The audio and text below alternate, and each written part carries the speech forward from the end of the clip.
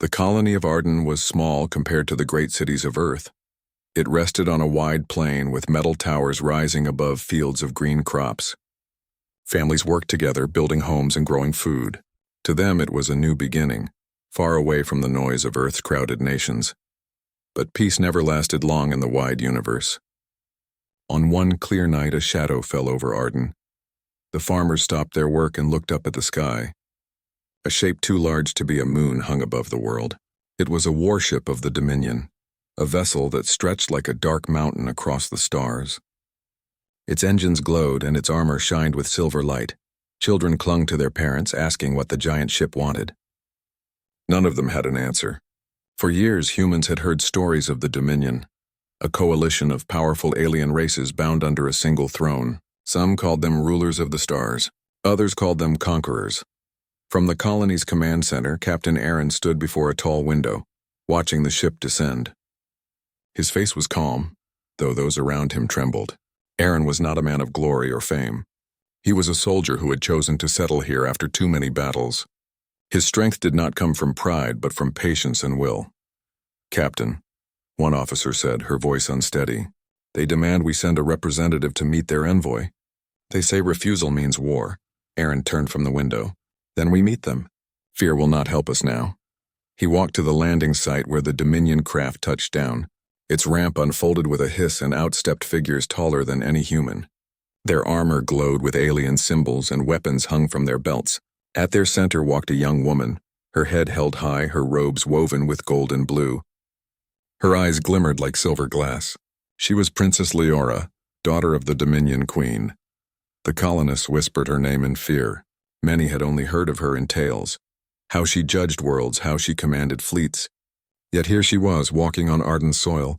Aaron stepped forward to meet her. He carried no weapon, only the plain uniform of a human captain. His boots pressed against the dust as he approached the group. The Dominion guards shifted, ready to draw their blades, but Leora raised a hand. "You are the human representative?" she asked, her voice calm but heavy with authority. "I am Captain Aaron," he answered. "This colony stands under my watch." Her gaze swept over him, studying every detail. She had expected trembling hands, lowered eyes, perhaps even desperate pleading. Instead, she found a man who stood as if the weight of her power did not crush him. "You are ordered to kneel before the Dominion," she said. "All new colonies must offer tribute and swear loyalty. Such is the law of the stars." Around them, the colonists murmured nervously. Some nearly sank to their knees already, but Aaron did not move. His eyes stayed locked on the princess. "This colony belongs to humanity," Aaron said. "We respect others, but we kneel to no throne." The guards hissed in anger. One stepped forward, hand on his blade, but again Leora stopped him with a gesture. She looked closer at Aaron, surprised that his voice carried no hatred and no trembling fear, only steady resolve. "You speak boldly," she said, "but boldness does not win against the strength of the Dominion. Do you believe humans can resist?" "I believe strength is not only in weapons or numbers," Aaron replied. "It is in the heart that refuses to break. That is what you see here." For a moment, silence spread across the field. The colonists held their breath, waiting for punishment to fall. Instead, the princess turned away slightly as if hiding a thought. Behind her, one of her generals spoke. "My princess, let us show them the power of the Dominion. One display will end this pride." But Leora did not answer him at once. She studied Aaron again, noting the calm in his eyes. Something about it unsettled her. She had met rulers who begged for mercy, kings who gave treasures to earn peace, and warriors who shouted their defiance. Yet this man did none of those. He simply stood unshaken, as though his spirit itself was a shield. Finally, she said, "Then let us see if your words have meaning. Tomorrow there will be a trial.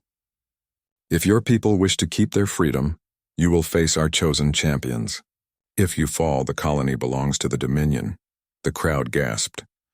Aaron's officers whispered warnings, telling him this was madness, that the Dominion warriors were giants bred for war. But Aaron nodded slowly. "Then I will stand for my people," he said.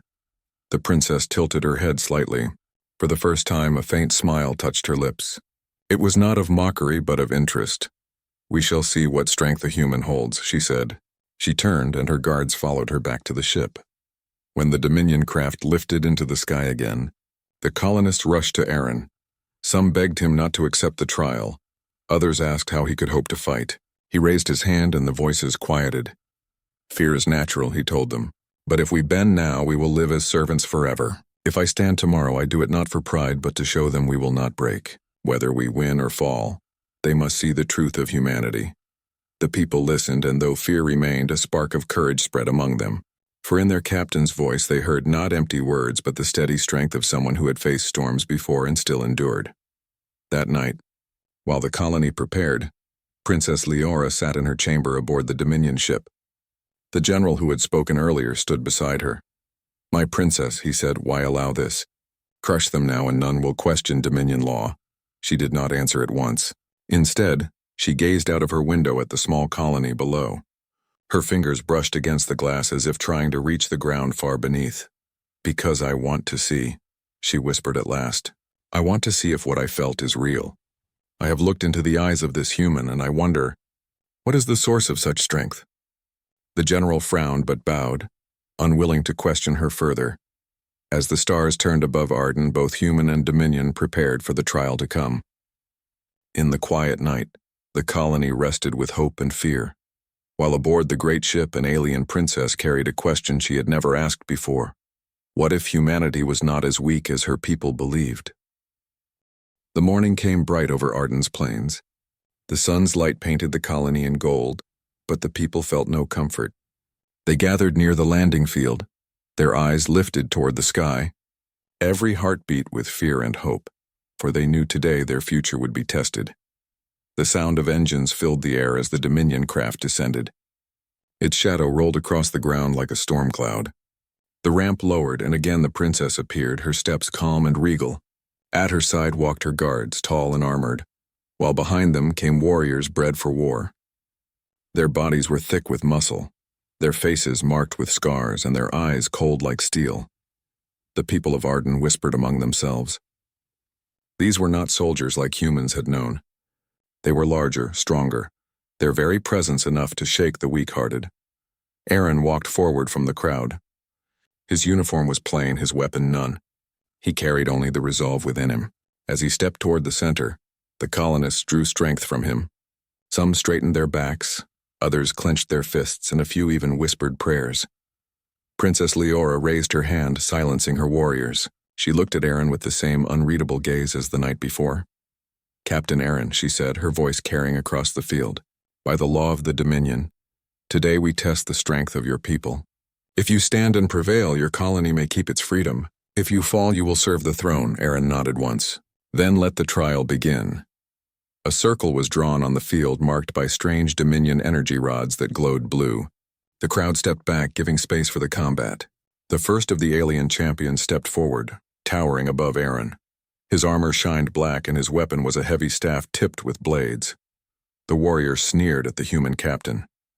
"This will be quick." Aaron did not reply. He only raised his arms in defense, ready to face the storm. At the signal, the Dominion warrior charged. His staff struck down with crushing force, and the ground shook where it landed. Aaron moved swiftly, rolling aside. The crowd gasped as the weapon struck again, faster this time.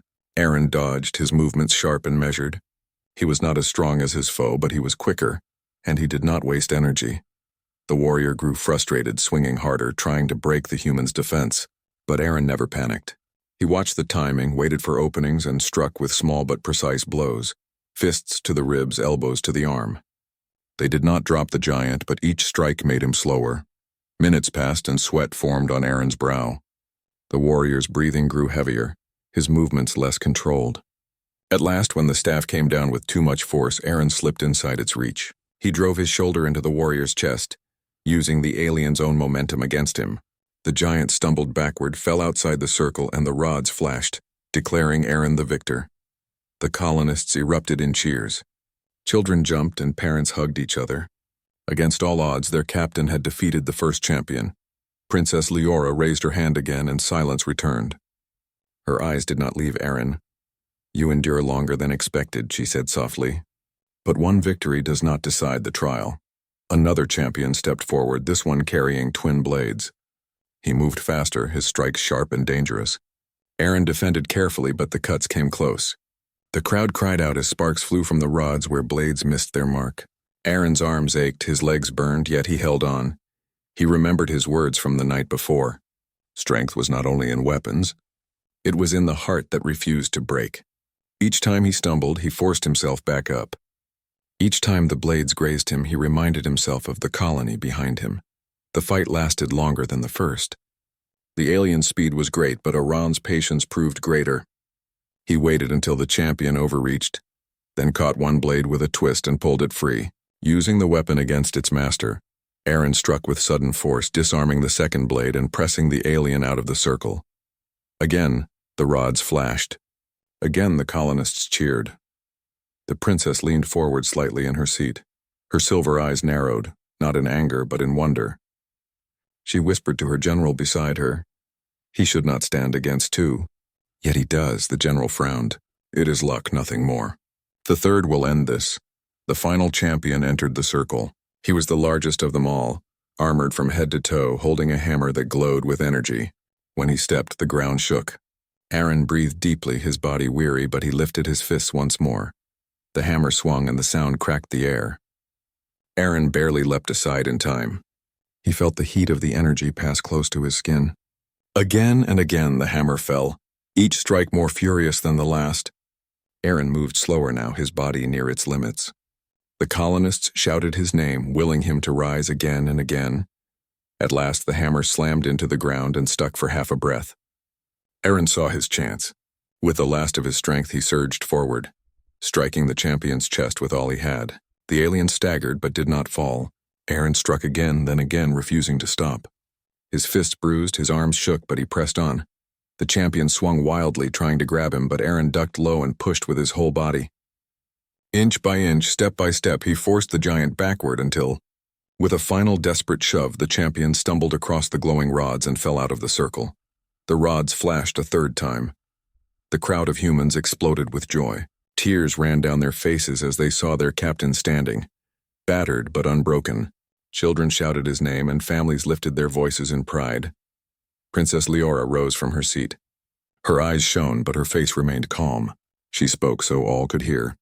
3 champions, 3 battles, and yet this human still stands. The law of the Dominion is satisfied. This colony has shown a strength worthy of respect. Her words fell heavy in the silence that followed. Then she turned her gaze back to Aaron.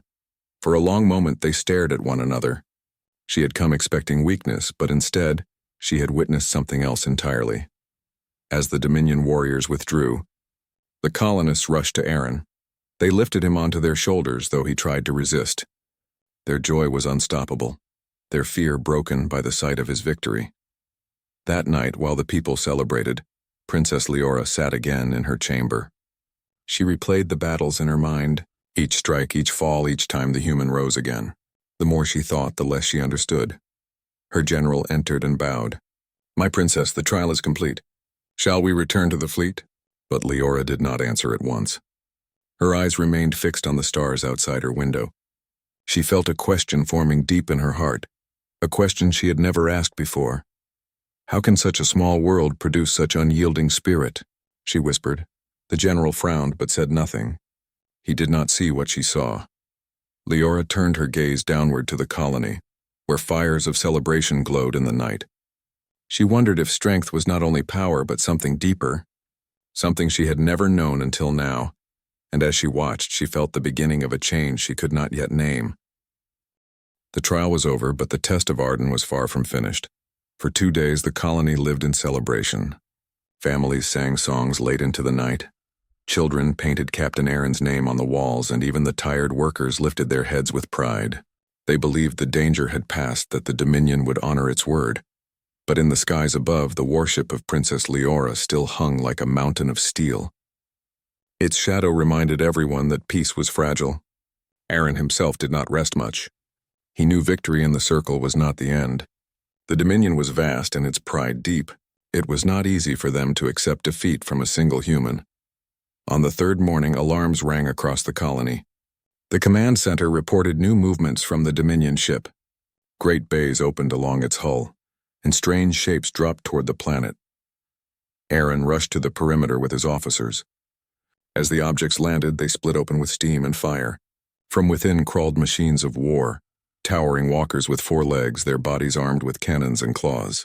Alongside them came beasts bred for battle, their hides scaled like armor, their eyes glowing red. The colonists froze in terror. These were not champions in a fair trial. These were weapons built to crush resistance.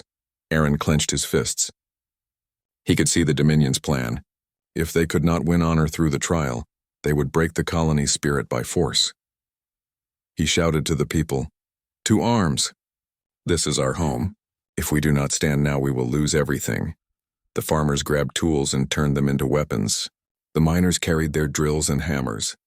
The officers distributed the few rifles the colony had stored. No one in Arden was trained for war except Aaron and a handful of veterans, but fear turned into determination when they saw their captain leading from the front. The battle began with thunder. The Dominion walkers fired beams of light that tore through walls and scorched the ground. The beasts charged, their claws tearing metal like paper. The colonists screamed, but Iran's voice rose above the chaos. "Hold the line. Do not run. Together we are stronger." Side by side, humans fought. They aimed their rifles at the weak joints of the walkers. Sparks flew as machines stumbled. Miners used explosives from the tunnels, throwing charges beneath the beasts to break their legs. Farmers hurled fire from fuel barrels, driving the monsters back.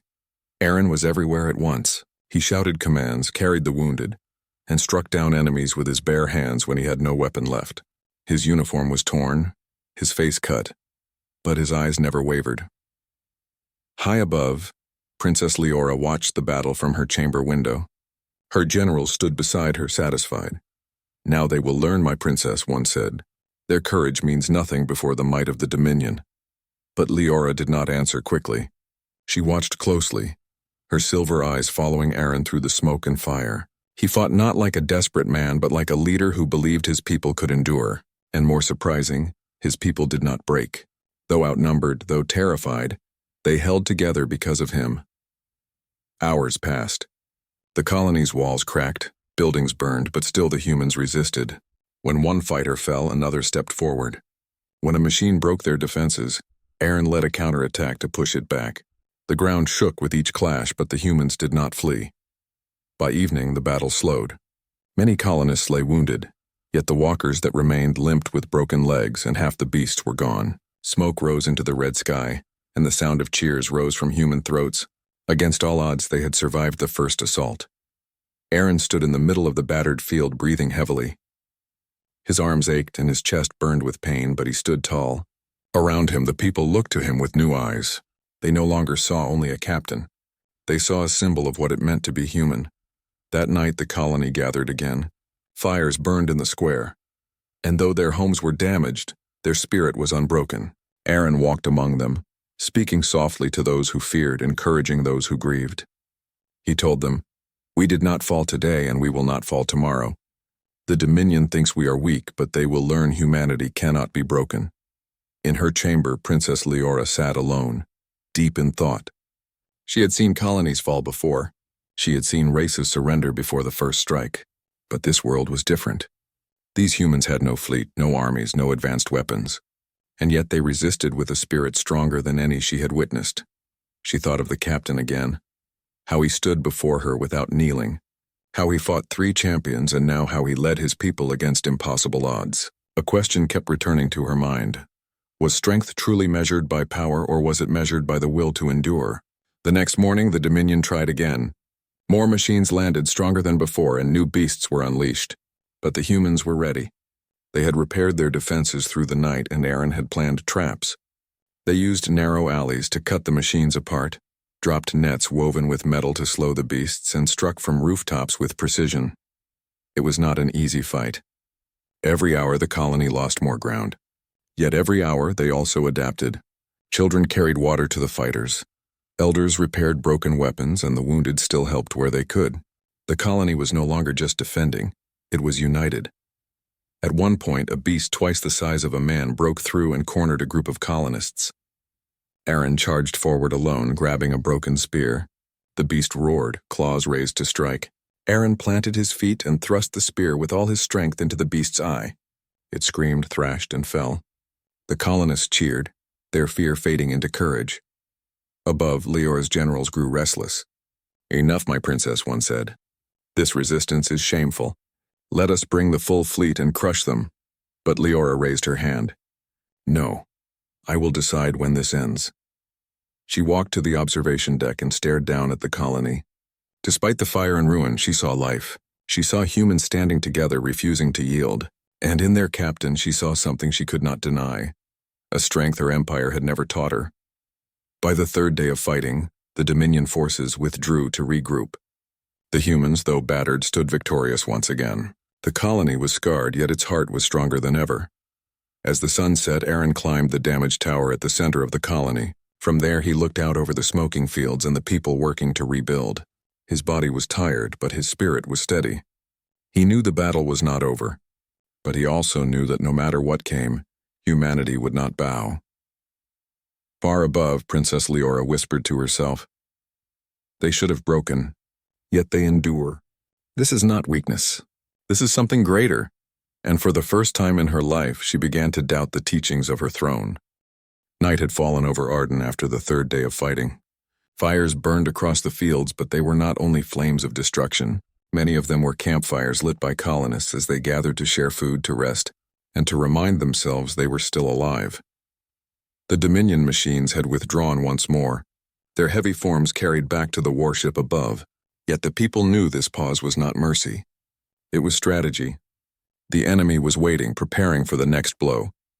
Captain Aaron stood on the broken wall at the edge of the colony. His shoulders ached, his arms were covered in cuts and bruises, and his uniform was torn in many places. But his eyes stayed sharp. He looked over the fields where his people had fought so bravely. He thought of those who had fallen and those who still carried hope. He whispered to himself, "We cannot break. Not now." Behind him, voices rose as families tended to the wounded. Children carried water, mothers and fathers bound wounds, and the elders worked to rebuild defenses. It was not only Aaron's strength that held the colony together, it was the spirit of all who lived there. Far above, inside the Dominion warship, Princess Leora sat in her chamber. She was restless. For 3 days she had watched the humans resist every strike. Her generals pressed her to unleash the full fleet, to end the matter with one crushing blow. Yet something inside her held her back. She thought of Aaron again. She thought of how he had stood before her without bowing, how he had fought her champions, and how he now led his people with such unyielding will. She had called humans weak before, but now she questioned everything she had been taught. Finally, as the night deepened, she made a choice. She left her chamber in secret, wearing a plain cloak instead of her royal robes. Only one small craft carried her down to the surface. She ordered her guards to stay behind. The landing was quiet. She stepped onto Arden's soil alone, her silver eyes reflecting the firelight of the camp. She pulled her hood low as she walked among the shadows. No one noticed her at first. All were busy tending to their families, their neighbors, their wounded. She found Aaron at the wall, standing watch as the stars glittered above. For a long moment she hesitated. It was not her place to speak with an enemy captain in secret. Yet her heart pushed her forward. Aaron sensed movement and turned. His hand reached instinctively for the sidearm at his belt. But when he saw the figure before him, he froze. The hood slipped back slightly and he saw her face. "Princess," he said in a steady voice, "you should not be here." Leora lowered her hood fully. "And yet here I stand." The wind carried silence between them. Aaron looked back toward the colony. "If your generals find you, they will not forgive this." "They do not know," she said. "I came because I needed to see you without the crowd, without my guards, without the weight of the throne." Aaron narrowed his eyes. "Why?" She stepped closer, her gaze fixed on him. "Because I do not understand. You should have fallen. Your people should have bent their knees or fled into the wild. Instead, you endure. Every hour I watch, and every hour you rise again. What gives you such strength?" Aaron studied her. He could see no trick in her expression. Her voice held no command now, only curiosity. "Strength is not in our weapons," he said. "It is not even in our bodies. It is in our will. We protect one another. We endure for one another. That is what you have seen." Leora's brow furrowed. "In the Dominion, strength is measured by conquest.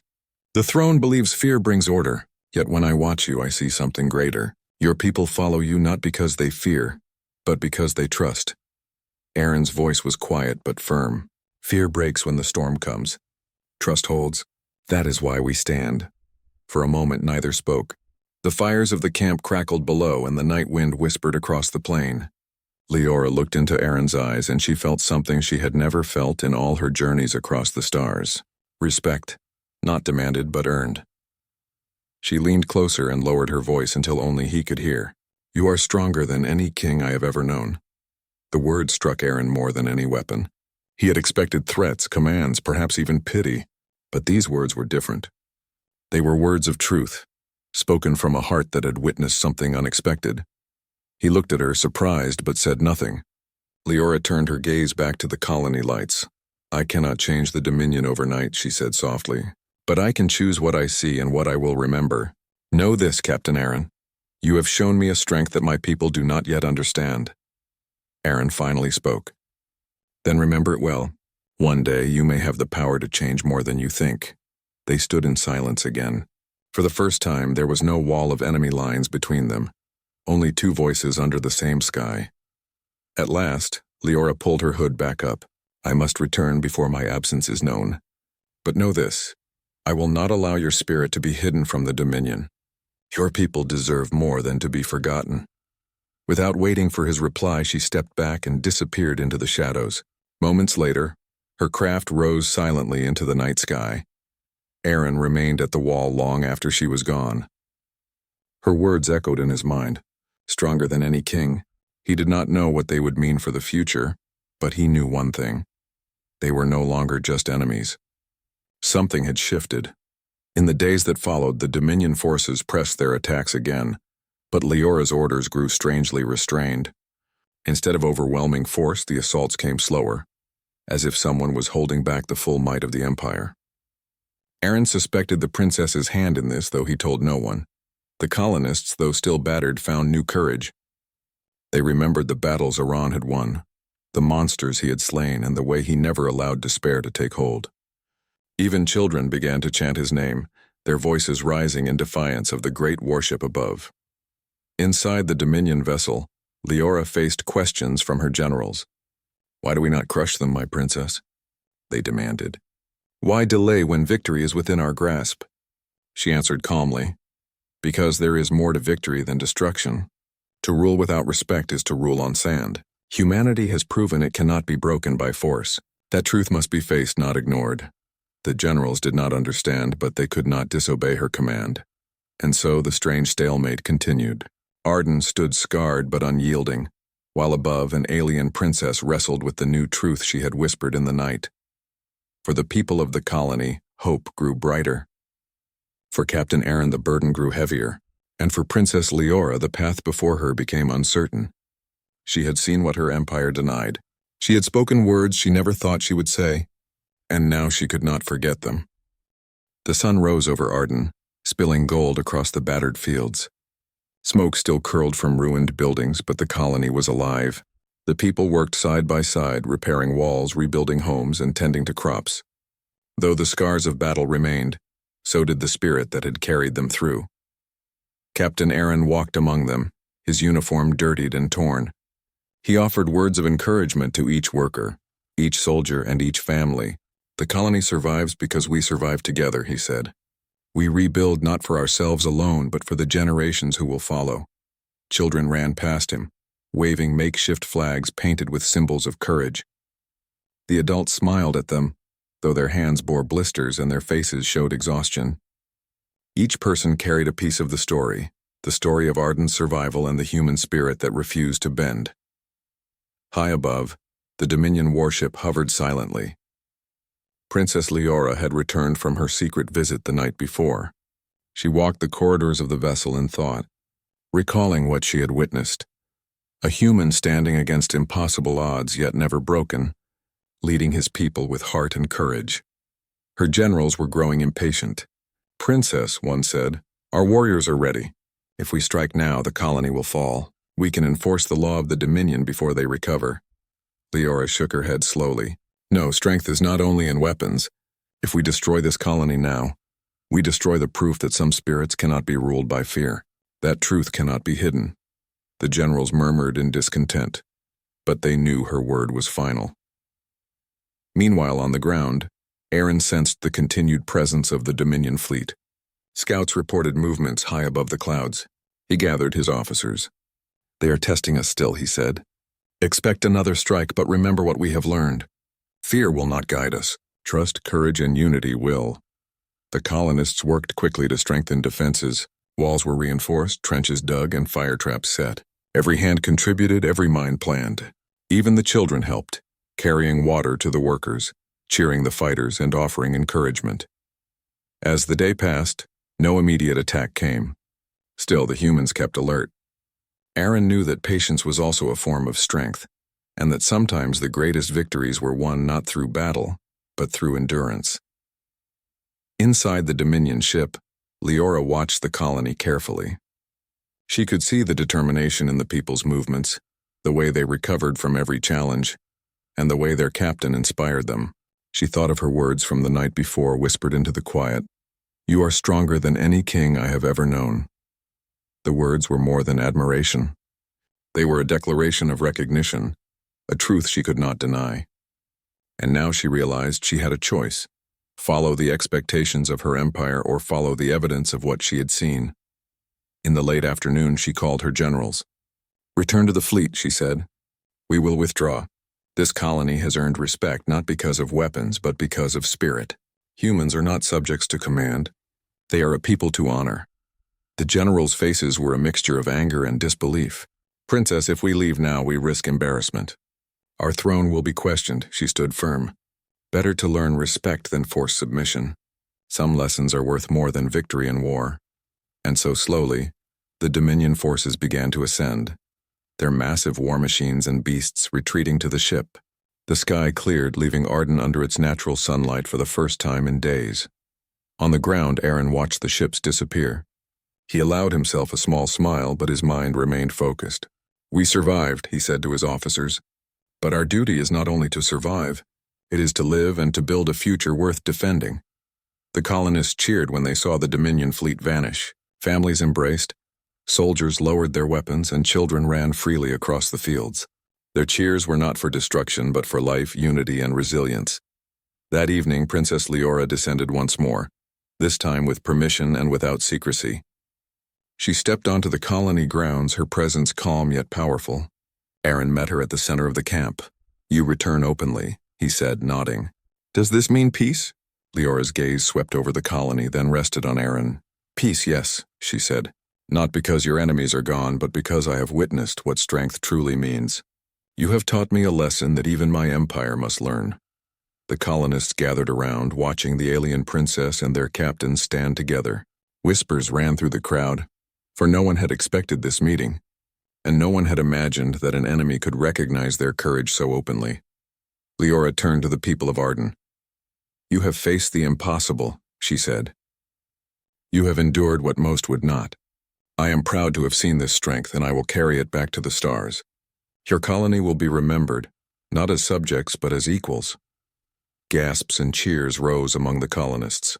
Mothers lifted children onto their shoulders. Elders nodded with approval. Aaron stepped forward beside the princess, silent but proud. She looked at him and smiled. "Captain Aaron, you have led your people with courage, wisdom, and heart. Humanity is stronger than even I imagined. Do not let your spirit be hidden." Aaron bowed slightly, humility in his posture. "I did not stand alone.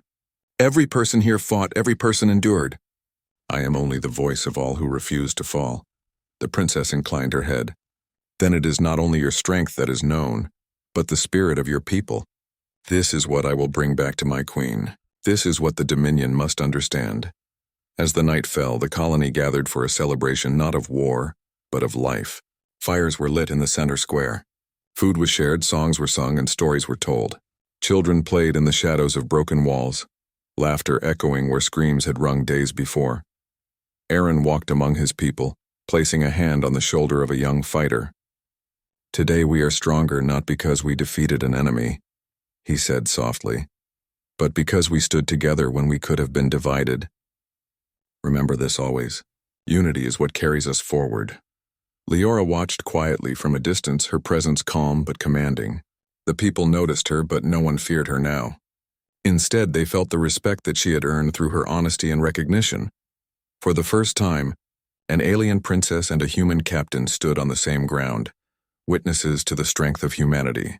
And in that moment, something shifted. The Dominion fleet would return someday, but the lesson they carried back would be different. Respect would come before conquest.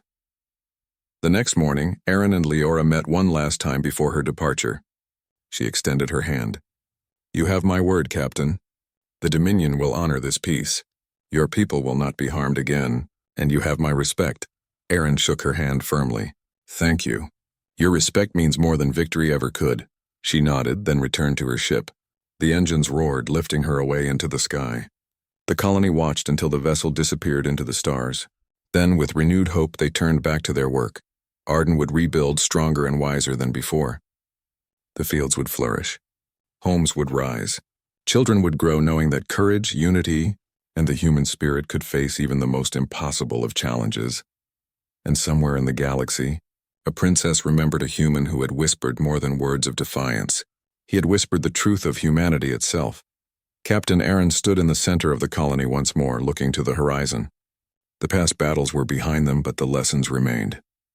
Humanity had shown its strength not in weapons alone, but in heart, spirit, and will. A new dawn had come for Arden, and with it, a promise that no enemy, no matter how powerful, could ever extinguish the fire of those who refused to bow. The colony cheered, and for the first time in many days, the sound was not one of fear or desperation. It was a song of life, courage, and triumph, a song of humanity standing proud.